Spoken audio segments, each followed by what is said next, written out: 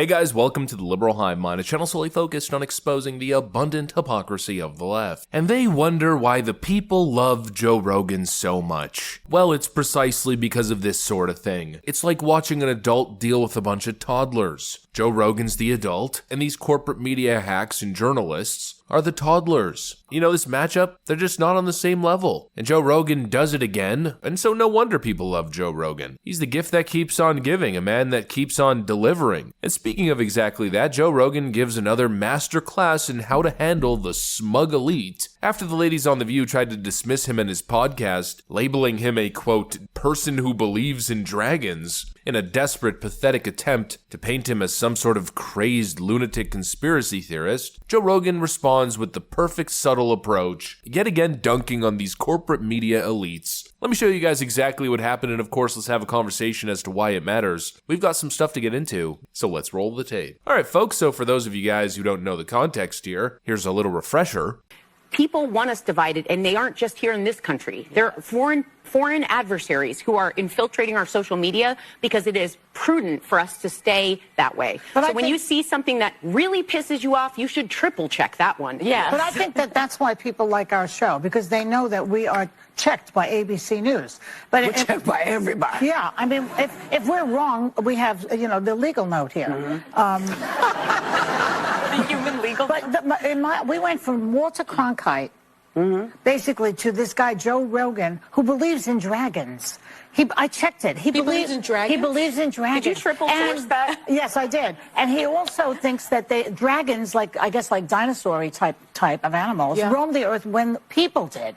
So this is the type of really, really bad information that's going out there. Yep, The View was really angry after getting sent a legal note for having once again lied and defamed somebody on their show. They decided instead of apologizing, they would go on the offensive and attack and defame Joe Rogan. You should watch us, and nobody should watch Joe Rogan. People should get their information from us. Don't ever watch Joe because he believes in dragons. I already spent enough time dismantling this nonsense argument, but here's the latest update to the story. Joe Rogan has officially responded. He reposted the clip and said, "That's my new official X description. Absolutely frickin' own, in the perfect way imaginable." You know, these people simply just don't get it. Whatever they do, whatever tricks they play to label the enemy will never actually stick. Because first off, everybody knows it's a lie. And secondly, this, let's call it right-wing counterculture, has already learned all of the games and all of the tactics, and the perfect response has already been devised. Just simply wear it as a moniker. You know, this is exactly what happened with the whole Ultra MAGA thing, remember? Too much of what's happening in our country today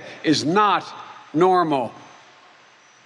Donald Trump and the MAGA Republicans represent an extremism that threatens the very foundations of our republic. Now, I want to be very clear up front. Not every Republican, not even the majority of Republicans are MAGA Republicans. Not every Republican embraces their extreme ideology. I know, because I've been able to work with these mainstream Republicans. But there's no question that the Republican Party today is dominated, driven, and intimidated by Donald Trump and the MAGA Republicans. And that is a threat to this country.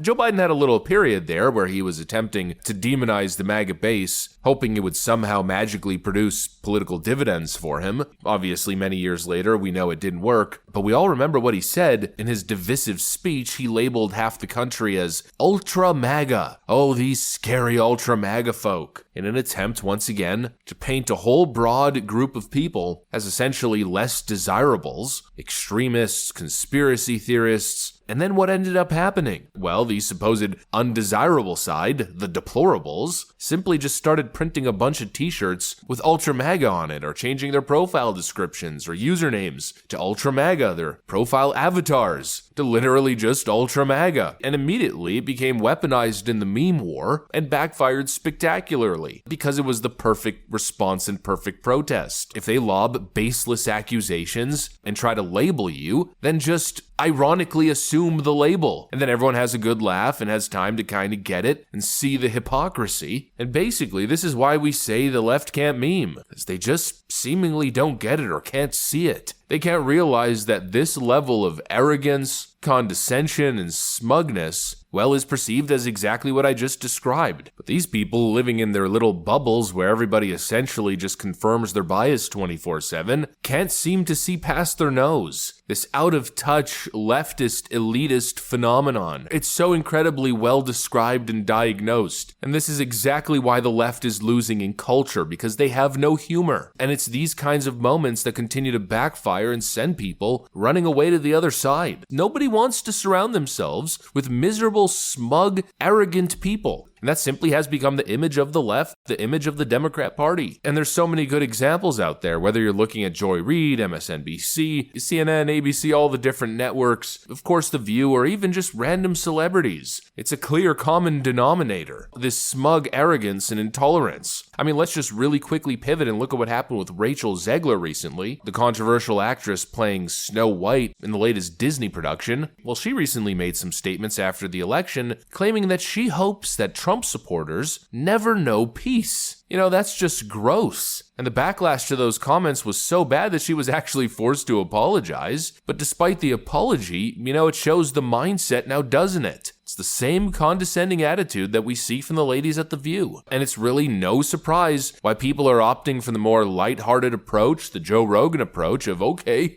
I guess we're dragon believers now, rather than siding with these snobby elitists. This Rachel Zegler attitude, that's a phenomenon all over TikTok. Woke up this morning so disappointed in America, and I just want to say, if you contributed to putting a xenophobic, homophobic, misogynistic, racist, transphobic, convicted felon in office, I mean this in the most hateful, disrespectful way possible. I hope the next 4 years of your life are the worst 4 years that you've ever had, because you need a wake-up call. Isn't exactly the Democrat Party's greatest marketing selling point. It's obviously what's pushing people away. And so this little situation here with Joe Rogan, well, obviously it goes deeper than just a funny Twitter bio. It's about which side can meme and which side can't. Which side is winning culture and which side is losing. It's really about how people are currently seeing the left as out of touch, stuck up, and completely missing the mark, with these seemingly simple social concepts flying right over their heads. They think they're going to win people over by mocking someone like Joe Rogan, but really what they're actually doing is giving the other side more ammo. People have totally marked the left as this divisive and dysfunctional collective. It's really no wonder why they lost the last election so decisively, even with the popular vote. I guess, surprise to them, there's more dragon believers than they might have once thought. Anyways, that's pretty much what I got for you guys. Hopefully you enjoyed the video. If you did, make sure to leave a like and possibly subscribe. Thanks for watching, and I'll see you on the next one.